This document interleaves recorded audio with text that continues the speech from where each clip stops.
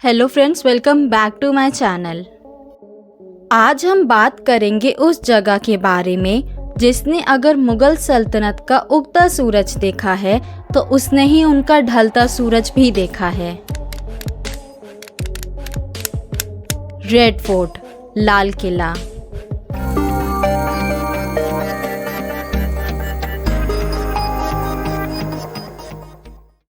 इसकी दीवारों के लाल रंग के कारण इसे लाल किला कहा जाने लगा, पर इसका असली नाम किला-ए मुबारक है। ये नाम शाहजहां ने दिया था। पहले मुगल साम्राज्य की राजधानी आगरा हुआ करती थी। अकबर को दिल्ली कुछ ज़्यादा पसंद नहीं थी क्योंकि अकबर को अपने पिता हुमायूं की शेरशाह से हुई हार याद दिलाती थी दिल्ली। पर शाहजहां जब बादशाह बने तब आगरा की गर्मी से बहुत परेशान होकर दिल्ली को मुगल साम्राज्य की राजधानी बनाने का फैसला लिया। शहर शाहजहानाबाद, जिसे आज पुरानी दिल्ली कहा जाता है, उसके बीचों बीच शानदार लाल किले का निर्माण शुरू हुआ। 1638 में शाहजहां ने लाल किला बनवाने का हुक्म दिया और पूरे 10 साल बाद 1648 में जब भव्य लाल किला बनकर तैयार हुआ तब शाहजहां अफगानिस्तान के काबुल में थे। खबर मिलते ही वो दिल्ली के लिए रवाना हुए। लाल किले को उस्ताद हमीद और उस्ताद अहमद ने बनाया था। 200 साल तक मुगल परिवार के वंश रहे यहाँ, पर इंडियन रेबेलियन ऑफ 1857 के बाद अंग्रेज़ों का कब्जा हो गया। लाल किले के बगल में ही सलीमगढ़ का किला है। इसे शेरशाह सूरी के बेटे सलीम शाह सूरी ने 1546 में बनवाया था। ये दोनों किले एक पुल के जरिए जुड़े हुए हैं। 2 मुख्य दरवाजे लाल किले के, पहला दिल्ली दरवाज़ा, दूसरा लाहौरी दरवाज़ा। दिल्ली दरवाजे से होकर ही शाहजहां नमाज के लिए जमा मस्जिद जाया करते थे, लेकिन जब औरंगजेब गद्दी पर आए तब अपने और अपनी बेगमों के लिए लाल किले के अंदर ही मस्जिद बनवाई, जिसे मोती मस्जिद कहा जाने लगा। दीवाने आम लाहौरी दरवाजे से एकदम साफ नज़र आता था। वहाँ बादशाह बैठा करते थे। ये वो शाही दरबार था जो आम लोगों के लिए लगाया जाता था। बादशाह वहाँ बैठकर आम लोगों की समस्या सुनते और समाधान निकालते थे। लाहौरी दरवाजे के आगे ही औरंगजेब ने एक दीवार खड़ी करा दी, जिसे घूंघट वाली दीवार कहा जाता है। जब औरंगजेब ने घूंघट वाली दीवार बनवाई तब शाहजहां कैद में थे। वहीं से नाराज होकर उन्होंने औरंगजेब को एक खत लिखा। उसमें लिखा था, दीवार बनवा कर मानो तुमने किले की दुल्हन के चेहरे पर घूंघट डाल दिया है। इसी दीवार पर खड़े होकर प्रधानमंत्री पंडित नेहरू ने 15 अगस्त 1947 को आज़ाद भारत का झंडा फहराया था पहली बार।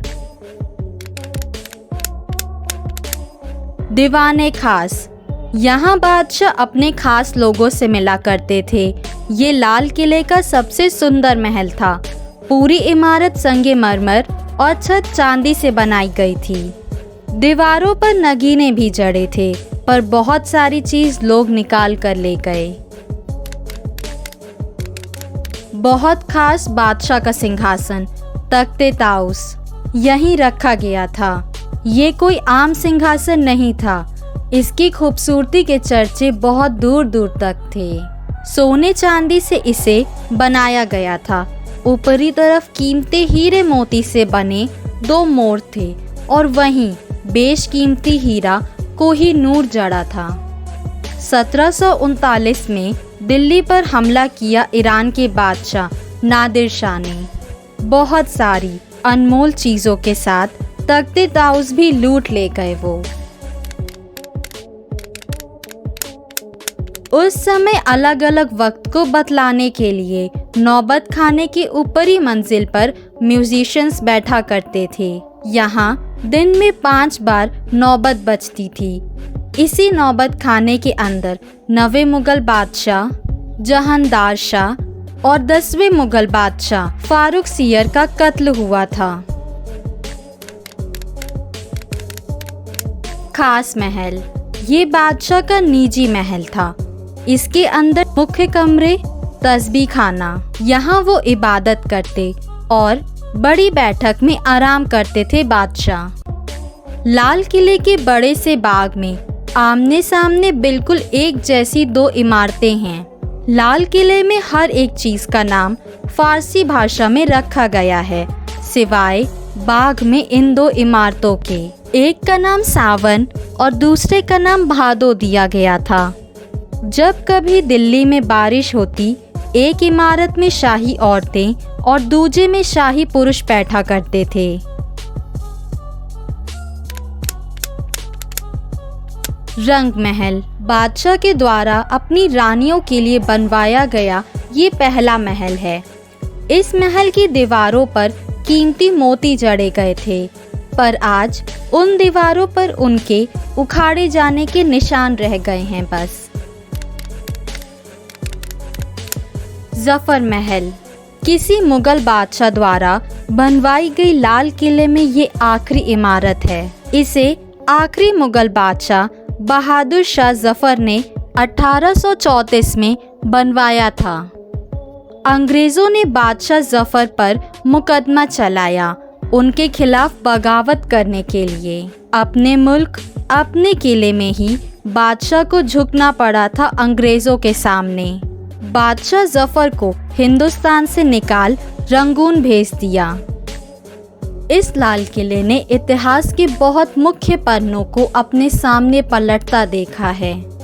Thanks for watching guys. Please इस वीडियो को लाइक, शेयर एंड मेरे चैनल को सब्सक्राइब करें।